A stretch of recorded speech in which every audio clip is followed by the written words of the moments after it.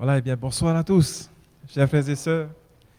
Quelle joie vraiment pour moi de pouvoir être avec vous ce soir, ici à Aroué. Alors, ce n'était pas prévu, c'était le président qui devait être là, mais voilà, pour des raisons euh, profondes, il avait donc un autre programme. Nous sommes avec lui de tout cœur. En même temps, ça me permet d'être avec vous aussi ce soir, de partager avec vous sur un sujet qui, je l'espère, va vous édifier en Christ, en Jésus, en notre Dieu. Donc, c'est vrai que votre mot thème, on va dire, votre leitmotiv, votre grand sujet de la semaine, c'est le savais-tu. Voilà.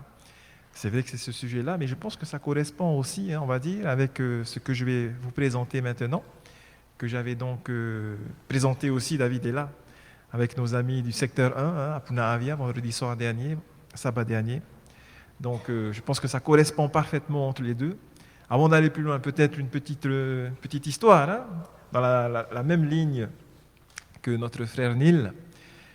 C'est un sage qui aime bien raconter. Il s'appelle Hodja, un sage connu, Maghreb, Afrique du Nord, Moyen-Orient. Il est même connu jusqu'en Chine. C'est un vrai personnage qui a vraiment existé et qui a vécu plusieurs situations, des fois un peu comiques, humoristiques, mais à chaque fois avec une leçon, un enseignement, une leçon de sagesse derrière. Et donc, concernant votre thème, Hodja, une fois, avait été interrogé par ses disciples. Donc, ses disciples lui ont demandé, Maître, comment est-ce que nous pourrions, nous, tes disciples, reconnaître vraiment un vrai maître, qui sait vraiment, qui connaît, qui a le savoir. Alors Hodja va leur dire, voilà, je vais vous donner 3 indices. Premier indice, si jamais vous rencontrez quelqu'un qui dit qu'il sait, mais quand vous allez le regarder, en fait, il ne sait pas, fuyez-le, fuyez-le. Allez loin de lui. Deuxième cas, deuxième contexte, vous allez rencontrer quelqu'un qui dit que l'inverse, il ne sait pas. Et effectivement, quand vous avez regardé, vous avez analysé, il ne sait vraiment pas. Cette personne, ne le fuyez pas, mais éclairez-le, enseignez-le. Par contre, troisième contexte, troisième situation, si vous rencontrez quelqu'un qui dit qu'il sait et il sait vraiment, alors là, lui, suivez-le. Maintenant, moi je vous dis, qui sait vraiment quand quelqu'un sait, quand il dit qu'il sait? Moi-même, je ne le sais pas. La leçon qu'il y a derrière, d'après vous, c'est quoi? C'est qu'il est en train de dire à ses disciples, à la fin, il est en train de leur dire que même lui, il ne sait pas. Donc il ne faut pas vraiment le suivre, lui. Qui possède le vrai savoir, le seul savoir? C'est Dieu seul, c'est Jésus seul, uniquement lui. Maintenant, il faut se poser cette question-là. Les savoirs qu'on pense avoir, est-ce que nous les avons vraiment? Est-ce que nous savons vraiment ce que nous pensons savoir? C'est très, des fois, très... ça fait réfléchir un petit peu. Mais voilà. Alors, après cette petite histoire, on va dire en introduction, ce que j'aimerais donc partager avec vous, c'est l'homme.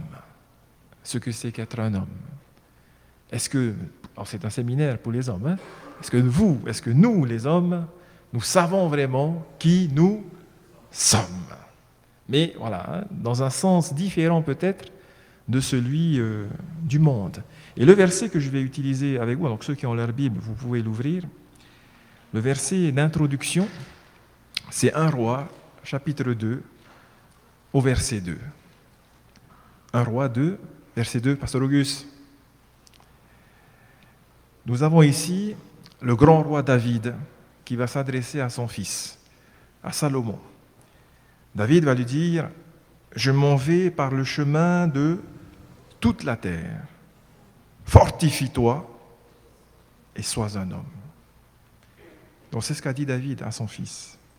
C'est ce que nous dit ce soir la Bible. à travers ce texte-là.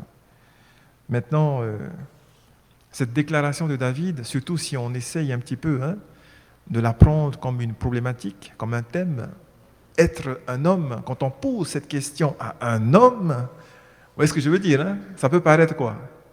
Bizarre, parce que bon, c'est normal que nous sommes des hommes, n'est-ce pas, Neil? Si on nous dit à nous, les hommes, soyez des hommes, bon, c'est logique, nous sommes des hommes. Bon. Alors c'est vrai que ça peut paraître un peu étonnant. Maintenant, quand on regarde un petit peu ce qui se passe autour de nous, en tout temps, en tout lieu, alors quelle que soit l'époque, quel que soit le lieu aussi, on voit qu'il y a toujours cette question qui est là. Cette question sur la nature de l'homme, l'identité de l'homme. Par exemple, la semaine dernière, donc on va prendre notre époque, notre année à nous, 2013, on va prendre notre pays, notre lieu ici, à Tahiti. La semaine dernière, l'ICEP, l'Institut supérieur de l'enseignement catholique, leur université avait organisé un colloque, un grand rassemblement là, avec des spécialistes qui viennent du monde entier, des docteurs, etc. Le sujet de ce colloque, c'était quoi? La théorie du genre. Cette fameuse théorie qui dit que on ne naît pas homme, par exemple, ou on ne naît pas femme, mais on le devient. C'est-à-dire, vous donnez naissance à un petit garçon, petit bébé, mais on va le prendre, on va l'amener dans un autre endroit, on va le faire jouer tout le temps avec des filles, il va grandir dans une chambre, une pièce qui est peinte en quelle couleur d'après vous? En rose, on va lui mettre des vêtements de fille, et quand il arrivera à 5, 6, 7 ans, là, il sera quoi? Donc on ne naît pas fille, mais on le... Voilà, c'est ce qu'il pense, c'est ce qu'il dit, c'est la théorie du genre. Est-ce que bibliquement, c'est correct? Ben non. Si vous prenez la Bible, quand Dieu a créé Adam, c'était Adam, c'était pas Ève. Après, bon, rien n'empêche bien sûr que le malin, que les êtres humains essayent de corrompre ce que Dieu a créé, ce que Dieu a fait. Donc, bibliquement, ce n'est pas acceptable, ce n'est pas tenable. Voilà. Donc, ici, à Tahiti, en 2013, il y a eu ce colloque la semaine dernière. Et si nous remontons le temps, si nous allons, par exemple, en 1550, 1551, non plus ici à Tahiti, mais en Espagne, il y a eu une grande réunion des catholiques, des plus grands spécialistes catholiques, dans ce qu'on a appelé dans l'histoire la controverse de Valladolid.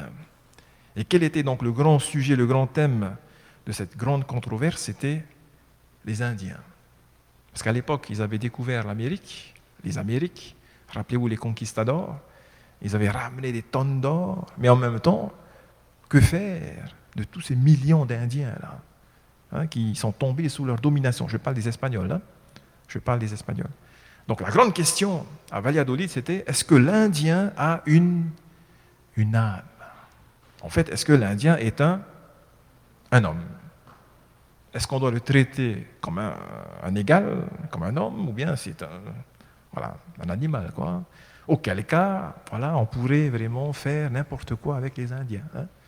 Les utiliser pour nos mines, les tuer quand on a envie de s'en débarrasser, de se défouler un petit peu. Allez, un Indien vient, on va le... Voilà, c'était la grande question. Donc, ce thème, on va dire, ce sujet sur l'identité de l'homme. Qu'est-ce qu'un homme? Ça a toujours existé, jusqu'à maintenant, jusqu'à aujourd'hui. Alors, la question est là. Qu'est-ce que c'est qu'être un homme? Première réponse que le monde nous apporte. Et là, j'aimerais vous lire un poème qui s'appelle If, si en français, qui a été écrit par Sir Richard Rudyard Kipling. Qu'est-ce qu'il dit dans son poème? Être un homme, est-ce que c'est pouvoir voir détruit l'œuvre, l'ouvrage de notre vie pour, sans dire un seul mot, se mettre à rebâtir, à reconstruire, Être un homme, est-ce aimer, mais sans être fou d'amour? Est-ce être fort, sans cesser d'être tendre? Et se sentant haï, ne pas haïr à son tour? Être un homme, est-ce supporter d'entendre nos paroles travesties par des gueux pour exciter des sots et entendre mentir sur soi leur bouche folle, sans mentir soi-même d'un mot? Être un homme, est-ce rester digne en étant populaire, rester peuple en conseillant les rois? Est-ce aimer tous ses amis en frères, sans qu'aucun d'eux ne soit tout pour toi? Est-ce méditer, observer et connaître, sans jamais devenir sceptique ou destructeur? Est-ce rêver, mais sans laisser son rêve être son maître? Penser sans n'être qu'un penseur? Est-ce être dur, sans jamais être en rage? Être brave, mais jamais imprudent? Être bon et sage, sans jamais être moral ni pédant? Enfin, être un homme. Est-ce savoir rencontrer triomphe après défaite et recevoir ces deux menteurs d'un même front, tout en conservant son courage et sa tête quand tous les autres la perdront? Est-ce cela, être un homme? Pour Rudyard Kipling, c'est ça, être un homme. Pour le monde, c'est ça, être un homme. Dans ce fameux poème, le poème d'If. Maintenant, pour nous, qui sommes adventistes, qui sommes chrétiens, pour nous ce soir, est-ce que c'est ça, être un homme? Être dur, mais bon, pas trop. Hein?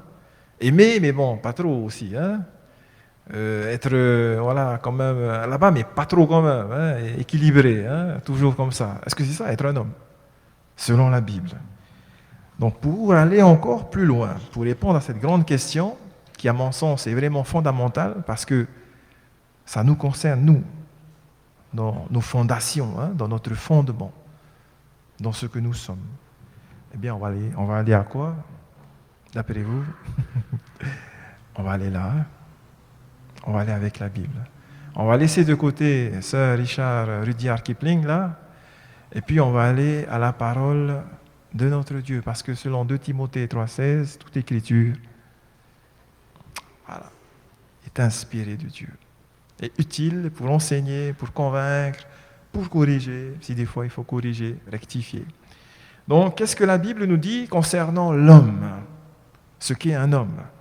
Selon les données que nous avons, eh bien, nous avons plus de 1808 versets, 1808 occurrences, versets où il y a ce mot homme. Ça veut dire quoi d'après vous? J'avais essayé de chercher, comme ça, pour rigoler un petit peu, combien il y a d'occurrences du mot orgueilleux ou fier, je ne sais plus. J'en avais trouvé quoi, une trentaine, 34, 40. Pour le mot homme, nous avons combien? 1808, presque 2000. Donc ça veut dire que dans la Bible, ce sujet, il est important. Il compte. Il a de la valeur. Hein? Et donc sur ces 1808 occurrences, nous allons simplement retenir trois mots, 3 termes hébraïques qui ont été traduits par le mot homme en français. Le premier que nous avons, c'est dans Genèse 1, 26. Donc ceux qui ont aussi la Bible, vous pouvez regarder. Hein. C'est un verset que nous connaissons tous, normalement, presque par cœur, hein, où Dieu va dire « Faisons l'homme ». Premier mot que nous avons, Adam. Hein. D'où vient Adam, hein, qui vient d'Adama, qui veut dire la terre. Faisons l'homme, Adam, à notre image. C'est le premier mot. Le deuxième, le second que nous avons, c'est dans le verset qui suit, le verset 27.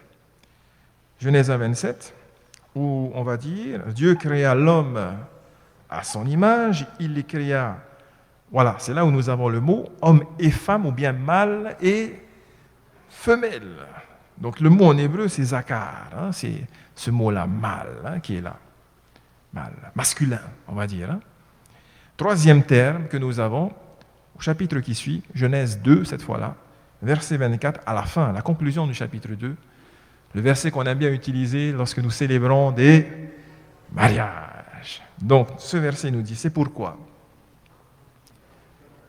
l'homme. Et ici, nous avons le fameux mot Ish. C'est pourquoi Ish, l'homme, quittera son père et sa mère, il s'attachera à sa Isha, sa femme, et les deux deviendront une seule chair.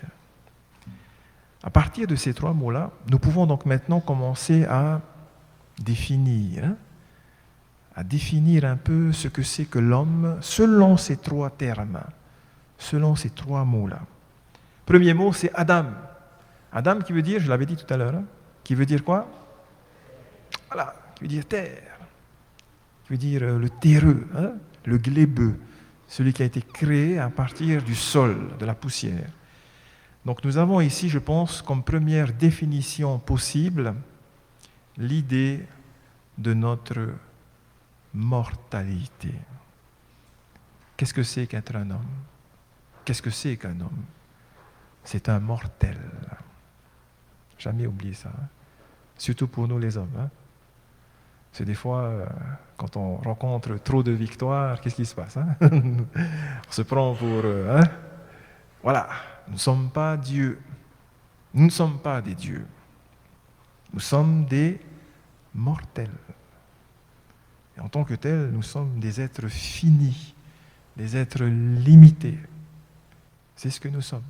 D'ailleurs, Genèse 3 va dire, tu es poussière, tu retourneras à la poussière. Il y avait le mariage, là c'est l'enterrement, l'inhumation. N'oublions jamais cela. Et d'ailleurs, le mot homme en français, ce mot-là, H-O-M-M-E, il vient du mot latin, on va dire, d'origine latine, humus. Vous voyez, l'humus, H-U-M-U-S, qui veut dire la terre. Le mot homme vient d'humus.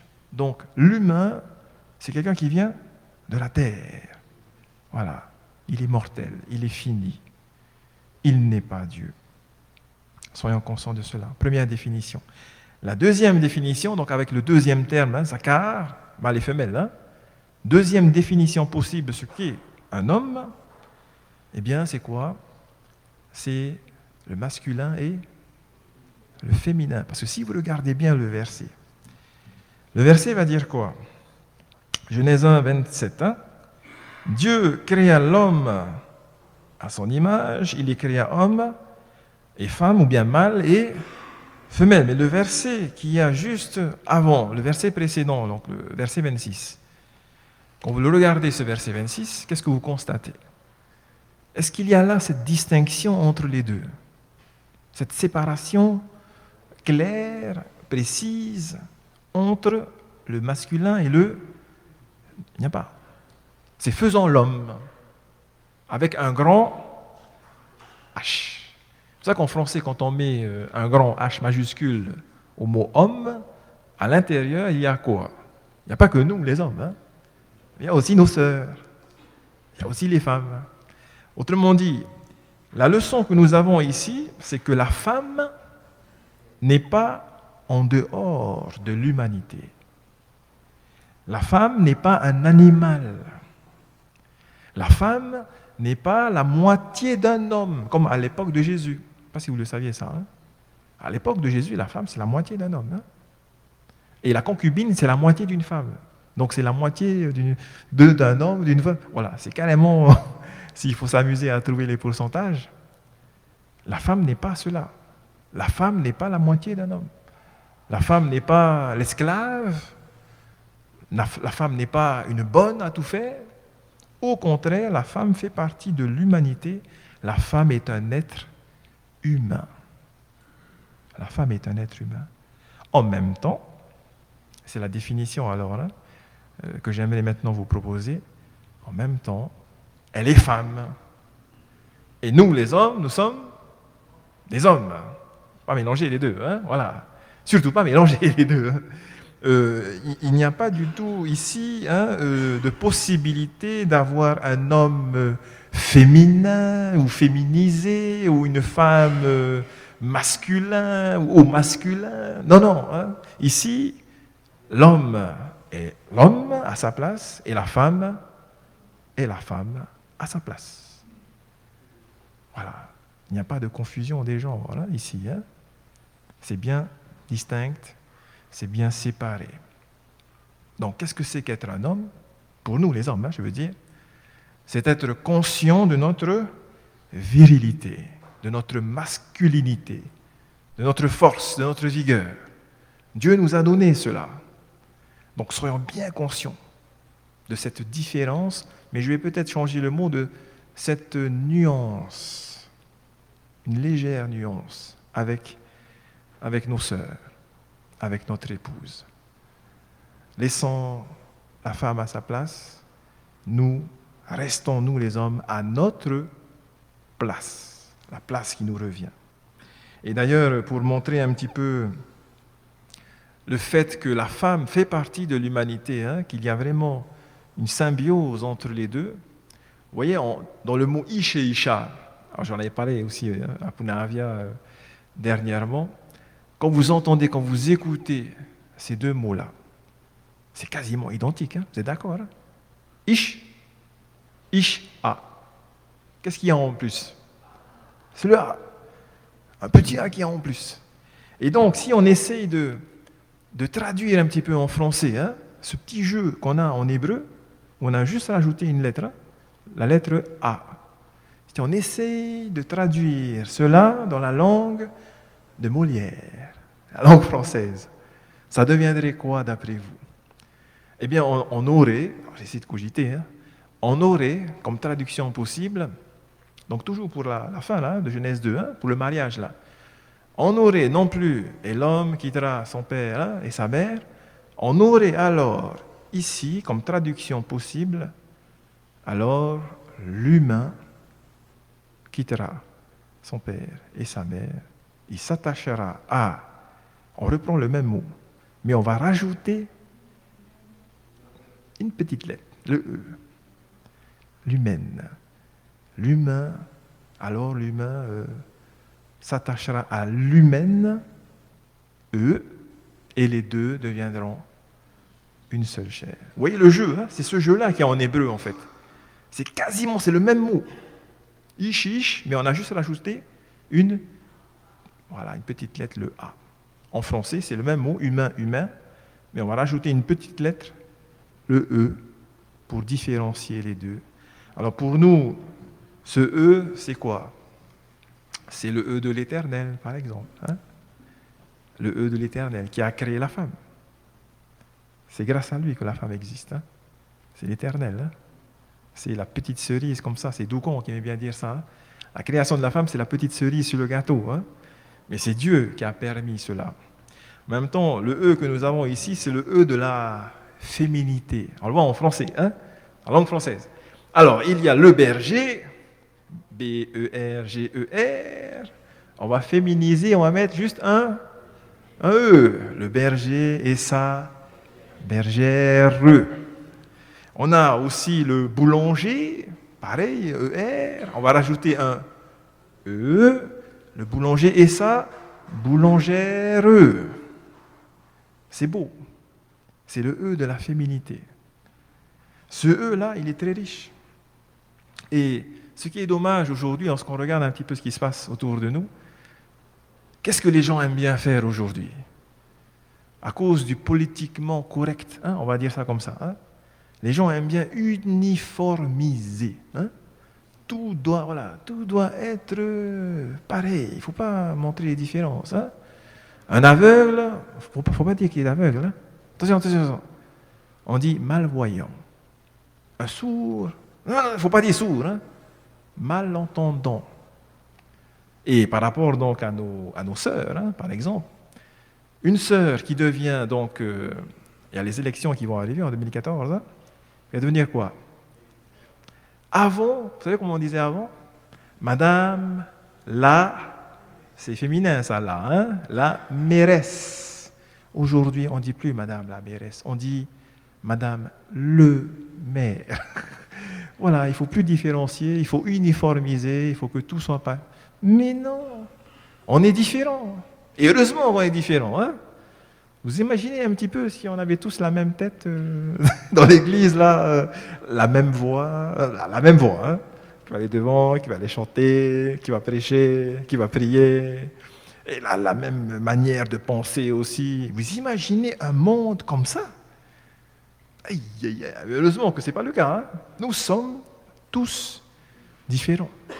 Mais en même temps, nous sommes aussi unis, un, parce que nous avons la même origine, nous avons le même Créateur, le même ancêtre, le même Père. Mais en même temps, nous sommes aussi différents. Unis, mais dans la diversité, exactement. Donc n'oublions jamais cela. Le monde aime bien dire, l'homme vient de quelle planète? De Mars. Et la femme vient de quelle planète? Alors, pour dire ce genre de choses, on ne va pas dire ânerie, mais bon, pour dire ce genre de choses, il voit la différence. Mais quand il s'agit alors là de titres ou de mots ou de termes, il n'y a plus de différence. Hein. Une femme, il faut dire Madame le maire. Hein, il faut respecter ça. Hein. C'est pas logique. Hein. C'est pas logique. Donc, restons logiques avec ce que la Bible nous a enseigné, avec ce que la nature nous montre. Qu'est-ce que la nature nous enseigne? Qu'est-ce que la Bible nous enseigne? Nous sommes différents. Mais en même temps, nous sommes aussi unis. Et enfin, après, donc, on va dire cette définition concernant notre mortalité, parce que nous venons de la poussière, après cette définition qui va aller à notre masculinité, notre virilité, hein, donc différent de la femme, de sa féminité à elle, troisième définition possible que nous pouvons avoir. Et en même temps, c'est une invitation à dépasser nos limites, à dépasser l'horizon, à aller loin que possible. Eh bien, c'est ce que j'aimerais vous inviter à découvrir maintenant, et on le voit avec le Cantique des Cantiques, chapitre 8, verset 6. Je l'avais utilisé des fois dans des mariages, hein, mais bon, on va essayer là ce soir de revoir cela, de mieux comprendre ce jeu, parce que cette fois-ci, ce n'est plus un jeu de lettres, comme pour Ish et Isha, c'est un jeu de mots, M-O-T-S, hein, pas M-A-U-X, un jeu de mots que nous avons donc dans le Cantique des Cantiques, chapitre 8, verset 6. Alors, quel est ce jeu? Je vous lis le verset, je pense que vous l'avez devant vous. Mets-moi comme un sceau sur ton cœur, comme un sceau sur ton bras, car l'amour est fort comme la mort, la jalousie est inflexible comme le séjour des morts, ses ardeurs sont des ardeurs de feu, une flamme de l'Éternel. Alors quel est le thème d'après vous? Quel est le grand thème qu'il y a dans ce verset? C'est le premier mot qu'on a en fait, hein? Premier terme magnifique que nous avons ici, juste après sceau, car l'amour. Donc c'est ce thème que nous avons normalement dans ce verset. Hein? Le thème de l'amour qui est ici, on va dire, vraiment sublimé. Hein? C'est l'amour rêvé, l'amour idéal, l'amour qui doit être fort comme la mort. Ça, c'est l'idéal. Hein? Dans la réalité, est-ce que c'est le cas? Je voyais des fois sur Facebook des petits commentaires disant qu'avant, lorsqu'on se mariait, c'était pour... Voilà, jusqu'à la mort. Aujourd'hui, lorsqu'on se marie, et quand quelque chose est cassé, on jette. Quand quelque chose est cassé, on jette. Et on achète quelque chose. Enfin, on prend quelque chose. Voilà. L'idéal, il est là. L'amour est fort comme la mort. Maintenant, il y a aussi, dans ce verset, l'opposé de l'amour. Dans le même verset, juste après, c'est quoi? C'est la jalousie. La jalousie qui, des fois, peut être comme un quoi? Un feu, hein? Voilà, terrible, qui brûle. Un feu ardent. Et le verset aussi va nous montrer que ce feu-là qui brûle, c'est un feu qui est comment? Un feu une flamme de qui? De l'Éternel. C'est la conclusion du verset. Hein? Alors ce deux qui est ici, soit il est, on va dire, un génitif, c'est-à-dire il va dire que ça appartient à quelqu'un, c'est-à-dire la flamme qui appartient à qui ici? À l'Éternel. Soit ce deux peut signifier aussi une origine ou une causalité. Ça vient de cette personne. Ça vient de là à cause d'elle. une causalité. Et donc, quand nous regardons bien ce verset-là, ce feu qui est là, avec en tête cette causalité, ce lien avec l'Éternel, c'est ici que nous avons le jeu de mots. Parce que en hébreu, le mot feu, qui est esh, c'est ce mot-là. Alors c'est simplement, on va dire en français, le e et le che, on simplifie, juste deux lettres. Deux lettres. C'est le feu. Esh, eish, en tahitien, eish, e et che. Si vous mettez, rappelez-vous la fin du verset, un feu de qui? Comment on dit éternel en tahitien? Yehovah. Yehovah vient de quoi? Dans le texte biblique. Voilà. Il vient du fameux tétragramme, Yahvé, etc. Y-H, W-H. Le tétragramme, les 4 lettres. Et quand les scribes recopiaient à la main l'Ancien Testament, quand ils arrivaient sur des versets où il y avait le tétragramme, les 4 lettres, parfois, au lieu d'écrire les 4 lettres, ils écrivaient simplement 2 iode, petite lettre, le iota. Vous voyez le iota dont a parlé Jésus? Pas un seul iota, trait de lettre, ne disparaîtra de la loi. Parce que le iode, c'est la plus petite lettre de l'alphabet hébraïque. C'est comme ça. Comme un petit apostrophe là, qui est là, petit apostrophe dans le texte. Donc, les scribes avaient l'habitude de remplacer le mot éternel, le nom éternel, par un petit iode, un petit i. Autrement dit, i égale Yehovah. Vous suivez, pour simplifier. I égale Yehovah, l'éternel. On revient au mot feu. Eish. E et che. Eh bien, vous mettez juste entre les deux, c'est-à-dire ici, entre les deux, vous allez mettre le i qui est égal à qui? Yehovah. Le mot change complètement. C'est plus esh, mais il devient ish. Ish qui veut dire l'homme. L'homme. Autrement dit, grâce à l'action de Dieu qui va se placer là, au centre, au cœur, nous sommes des quoi? Des hommes. Paul avait l'habitude de dire, autrefois, vous étiez des quoi? Des pécheurs. Vous vous rappelez ces versets-là? Corinthiens, Galates, Colossiens.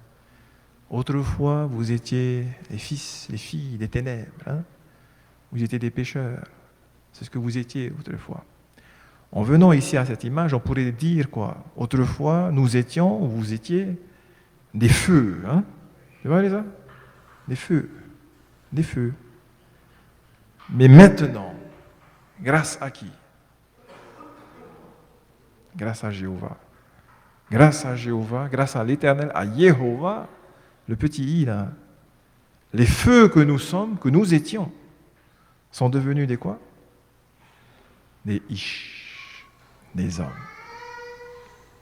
Apaisés, calmés, sauvés. Grande leçon, Alors si on fait l'inverse, Ça veut dire que si Jésus n'est plus, où ça? En nous, ça va être quoi, chers frères et sœurs? Ça va être le feu. Ça va être le feu. C'est vrai ça? C'est vrai ou c'est pas vrai? Ça va être le feu, Ah oui, nous avons ici de grandes leçons, Autrement dit, en commençant par le commencement, qu'est-ce que nous pourrions dire? Que nous, les humains, nous, les hommes, nous, les frères qui sommes ici, là, à Roué, faisons tout pour avoir quoi alors? En nous, à l'intérieur, dans notre cœur, faisons tout pour avoir Yehovah, ce petit i. Pour que, d'homme de feu, on va dire, que nous étions avant, nous puissions devenir, grâce à lui, des hommes de Dieu, des hommes de foi, des hommes remplis de zèle pour l'Éternel, des hommes, tout simplement. Mais pour arriver là, il faut avoir qui en nous, dans notre cœur, au centre même de nos vies, de ce que nous sommes, il faut avoir l'Éternel, Jéhovah, ce petit i. Sinon, c'est le feu. Alors, on va élargir le cercle. Appelez-nous ce que nous sommes, nous, les hommes. Hein? Ok, on va élargir là. Qui est à côté de nous? Qui c'est notre prochain le plus proche? Isha. S'il n'y a pas le i de Jéhovah entre moi et Isha, bien, ça va être quoi? Le feu. Hein? Quand le feu éclate entre Isha et Isha, c'est que il n'y a plus le i, il n'y a plus Jéhovah, il n'y a plus l'Éternel, il n'est plus là. C'est là que le feu, hein, ça crée incendie des fois. Hein. Alors j'avais dit à Pounavia, arrêtons d'être des pyromanes, hein, changeons de métier, devenons des pompiers. Changeons de métier, devenons des pompiers. Éteindre les flammes, éteindre les incendies. Mais bon, plus facile à dire hein, qu'à faire, hein, comme on dit. Hein. Autrement, mais bon, pour aller encore dans cette idée-là, ce que nous pouvons retenir pour nos couples, pour nos foyers, qu'est-ce qu'il faut avoir, mes frères et mes sœurs? Qu'est-ce qu'il faut avoir entre nous, au cœur même de nos couples, de nos foyers? Jéhovah, l'Éternel. Et si on va aller encore plus loin, nous pouvons aussi dire ici que ces flammes, ces feux, ces incendies, ils peuvent se manifester de quelle manière? Alors je commence par la pensée. Vous êtes d'accord, hein? Cantique 8, verset 6 disait quoi? Qu'est-ce qui est l'opposé de l'amour? C'est là, quand on commence à être jaloux, ça commence où? On n'a rien dit, hein? C'est juste dans la tête. Et là, dans la tête, ça commence à oula, comme on dit, hein? À s'enflammer, là, hein? Ça commence à brûler, là. Il n'y a rien qui est encore sorti, c'est juste dans la tête. La grande leçon que nous avons ici, c'est de ne plus nous enflammer comme ça. Plus de Eish, mais à la place, Ish et Isha. Après la pensée, si jamais ça sort, c'est quel organe qui intervient? C'est la langue. Et là, Jacques avait dit, chapitre 3 hein, de son livre, Jacques 3, verset 6, Jacques avait dit que la langue, c'est un feu. Vous êtes d'accord, hein? La langue, quand elle va commencer à parler, là, à envoyer ses missiles, hein, comme on dit, hein, ça va être, alors là, le plus grand incendie qui ait jamais existé. Hein. Donc, arrêtons là aussi, non seulement de ne plus avoir des pensées enflammées, mais arrêtons également de peut-être utiliser des paroles blessantes, des paroles, on va dire, incendiaires, qui vont incendier hein, ceux et celles qui sont là et qui nous écoutent. Et enfin, bien sûr, après des paroles incendiaires, des pensées enflammées, qu'est-ce qui se passe souvent chez nous, là, quand il y a des disputes, hein, des disputes dans les familles, là, l'un l'autre, il va mettre le feu. Ah, il va mettre le feu à quoi? À la maison, mettre le feu. Et quand on va venir après, quand les gendarmes vont venir, tout, là, les pompiers, quand tout est brûlé, tout ça, ils disent non, j'étais fâché. Mais il a mis le feu à la maison. Dans la Bible, la maison, vous savez ce que ça symbolise dans la Bible, la maison? Rappelez-vous l'histoire hein, de David, lorsqu'il a voulu construire une maison à l'Éternel, un temple, un sanctuaire, une vraie maison, hein, un temple. Qu'est-ce que Dieu lui a dit? Il y a eu un jeu là dans le texte. Hein. Dieu lui a dit, c'est pas toi qui vas me construire hein, la maison, c'est ton fameux Salomon là du début. Hein. Et là, Dieu va lui dire, mais moi, l'Éternel, je vais te construire une maison qui subsistera toujours. Question, quand Dieu a dit ça, je vais te bâtir une maison. La maison là que Dieu va bâtir à David, c'est une vraie maison ou c'est quoi? C'est son foyer, c'est sa famille. Ce sont ses enfants. Dans la Bible, le mot maison est égal à famille. Les enfants. Non seulement l'épouse, mais les enfants, les petits-enfants, tous ceux qui sont là, tous ceux qui vivent dans cette maison-là. Autrement dit, avec le ish, le isha, le eish qui est ici, arrêtons de mettre le feu à nos familles. Arrêtons de blesser nos enfants qui sont là, qui sont, on va dire, d'innocentes victimes. Hein? Parce qu'il y a peut-être eu une journée difficile, hein? Une dure journée de travail, le papa va rentrer à la maison et qui va recevoir? Les enfants. Arrêtons de mettre le feu à nos familles, à nos maisons. Donc fini les pensées enflammées, fini les paroles incendiaires, fini les maisons brûlées, fini la violence dans nos familles. Le vrai homme, selon Dieu, selon la Bible, ce n'est pas celui qui va quoi? Qui va taper, qui va frapper, qui va crier. Les proverbes vont dire que l'homme qui est capable de quoi? De se maîtriser, hein, est préférable à quoi? À l'homme qui ne se maîtrise pas. Et même les proverbes vont dire que l'homme qui ne se maîtrise pas est comparable à une ville sans quoi? Sans muraille. Vous imaginez une ville, surtout à l'époque, hein, dans l'Antiquité, une ville qui n'a pas de muraille. Qu'est-ce qui peut lui arriver? Aïe! Eh bien, l'homme qui ne se contrôle pas, qui tape, hein, il est fatigué, là, on l'embête, boum! Ça y est, c'est parti, c'est déjà parti. Désolé, c'est parti. Hein. Voilà. Mais l'homme qui est comme ça, qui ne se maîtrise pas, ce n'est pas un vrai homme, selon la Bible. Parce que la Bible va dire que le fruit de l'esprit, Galates 5, hein, versets 22-23, à la fin, là, dernier fruit, la maîtrise de soi. Et si on fait cette expérience, hein, surtout pour ceux qui sont sanguins, hein, ceux qui ont quart de tour, quoi, hein, surtout pour eux, bon, pour les cools, pas besoin, hein, ils sont cool. Oh, hein. Il peut y avoir une explosion, un attentat. Hein, qu'est-ce qui se passe? On panique pas. Hein, voilà, on regarde. Bon, les autres, là, les sanguins, ils sont déjà debout, ils ont déjà couru pour voir qu'est-ce qui se passe. Donc, surtout pour les sanguins, hein, ceux qui ont le sang chaud, faites l'expérience. Faites cette expérience. Quand ça commence à monter, vous pensez à qui? Amen. Pi, pom, pim, pom. Non. Vous pensez à... Voilà, pensez à Dieu. Pensez à Dieu. Et surtout, vous allez penser à quelqu'un, et nous allons terminer avec lui, notre sujet de ce soir, parce que si le « I » là symbolise Yahvé, Jéhovah en tahitien, en même temps, ce petit « I », il va symboliser qui aussi d'après vous? Qui a dit? Oui, aux pharisiens, dans Jean 8, 58. Avant qu'Abraham fût, vous voyez ce petit « je suis » là, ces deux mots, c'est exactement le tétragramme. C'est exactement le tétragramme. Je suis. C'est le nom de Dieu.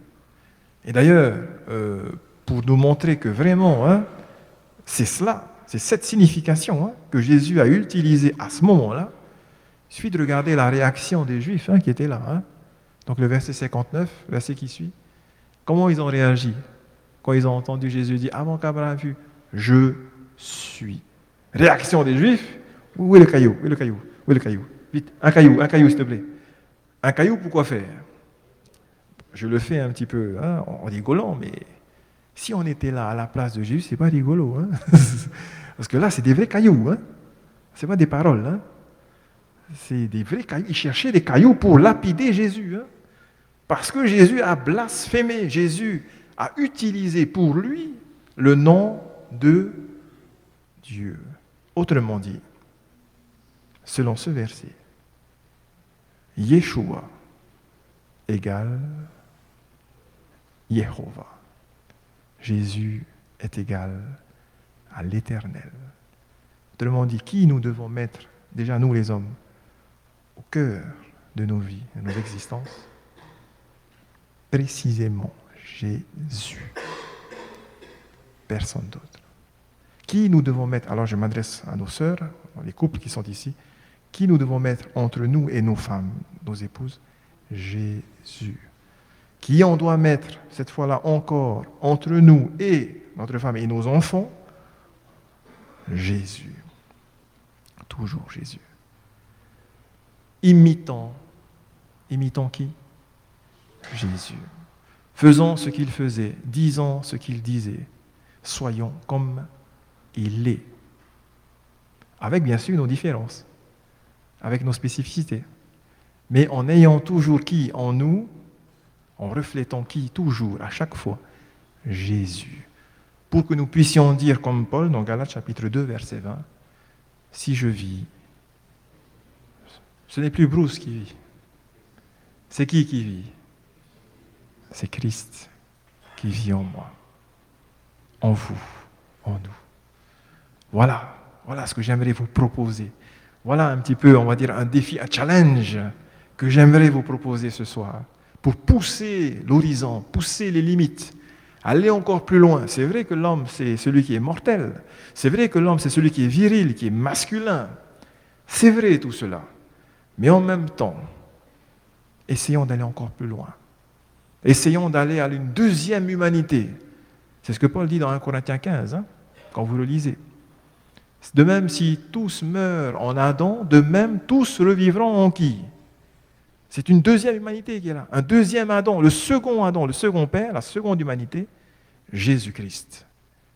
Donc, poussons encore plus loin ce que nous sommes, notre humanité, pour, comme Pierre disait là dans 2 Pierre 1, participer à la nature divine. Vous voyez, quand Pierre dit ça, c'est compliqué à comprendre.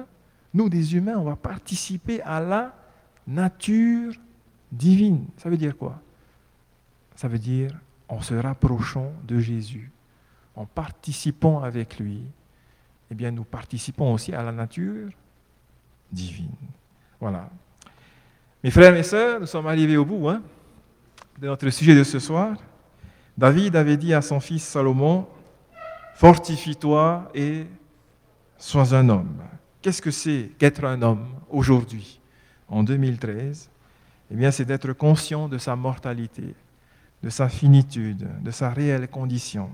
Être un homme, c'est aussi, pour nous, les hommes, les mâles, c'est la conscience de sa masculinité, de sa force, de sa virilité, force intellectuelle peut-être, force matérielle aussi, force corporelle évidemment.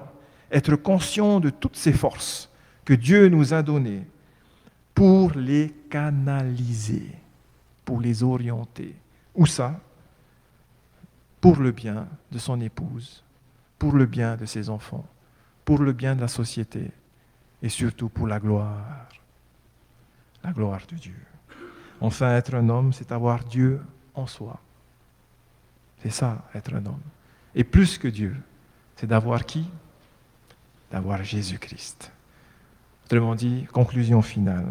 Soyons des hommes selon le Fils de l'homme, selon Jésus-Christ. Voilà, que Dieu nous bénisse. Merci à vous de m'avoir écouté jusque-là. Gloire à Dieu, gloire à Jésus.